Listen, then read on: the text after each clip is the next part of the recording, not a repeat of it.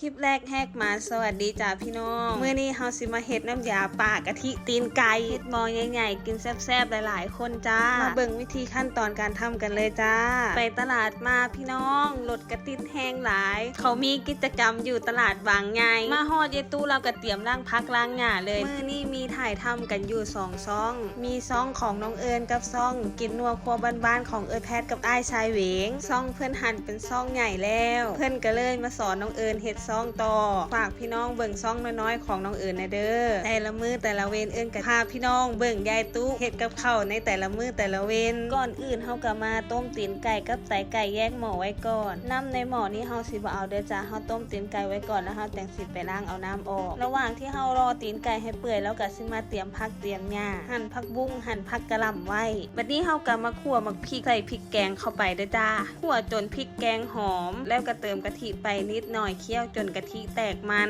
ระหว่างนั้นยายตู้ก็สิเป็นคนเตรียมเนื้อปลาไว้ให้เฮาเบิ่งในรูปสีมันอาจสิบ่สุกปานใดแต่ในความจริงมันสุกเด้อจ้าที่เฮาเริ่มแตกมันแล้วเฮาก็โรยใบมะกรูดลงไปเติมกะทิอีกนิดหน่อยเคี่ยวอยู่นี่แหละจ้าจนมันแตกมันจนมันเป็นสีแดงน่ากินสิมาฮอดขั้นตอนการปรุงรสแล้วเด้อจ้าบัดนี้เติมปลาร้ารสดีน้ำตาลผงนัวนิดหน่อยแล้วก็ใส่เนื้อปลาของเฮาลงไปคนให้ทุกอย่างเข้ากันแล้วก็เติมตีนไก่กับไตไก่ที่เฮาต้มแยกหม้อไว้ลงไปต้มไว้ให้มันเข้าเนื้อเข้าหนังอีกจักหน่อยระหว่างนี้เฮาก็ไปเตรียมหั่นเลือดไว้นี่เฮาสิใส่เลือดไก่ทั้งหมด2ก้อนเด้อจ้าใครมักก็ใส่ใครบ่มักก็บ่ต้องใส่เด้อจ้าไก่นี่แล้วแต่ผู้มักลังคนเพิ่นก็บ่กินระหว่างที่เฮาใส่เลือดไก่ลงไปนี่ก็อย่าเฝ้าคนแห้งเด้อจ้าเลือดไก่เฮามันสิมุนเป็นไดพี่น้องสีสันน้ำข้าวปุ้นของเฮาเป็นตากินอยู่บ่มาเด้อมากินน้ำกันระหว่างนี้เฮาก็ไปหั่นผักหอมเตรียมไว้ทาห้อยหน้ากินจุ้มกินซุ่มคือเก่าจ้ามื้อนี้เขาไอเอสแพทมา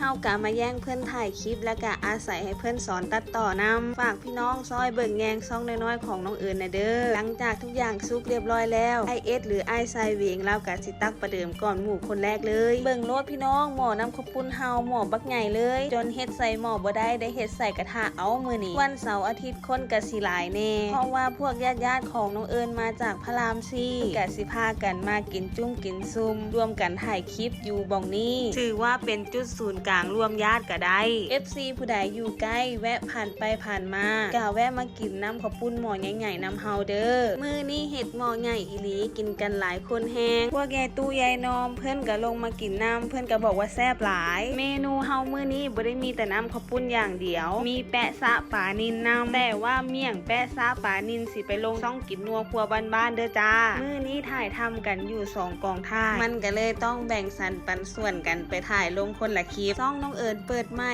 ยังบ่ดังยังบ่มีผู้ติดตามเฮาก็เลยต้องอาศัยเกาะกระแสช่องกินนัวครัวบ้านๆที่เพิ่นดังแล้วเพื่อดันคลิปเฮาแต่ขณะภาคเสียงอยู่ตอนนี้แพทเพิ่นก็ยังได้นั่งกำกับอยู่ฝากพี่น้องเบิ่งแยงช่องน้อยๆของน้องเอิญในเด้อมื้อนี้ขอตัวไปกินน้ำยาป่าตีนไก่แซ่บๆก่อนเด้อจ้าไปแล้วเด้อพี่น้องฝากกดไลค์กดแชร์กดติดตามให้ช่องเฮาในเด้อจ้าไปแล้วค่ะสวัสดีจ้า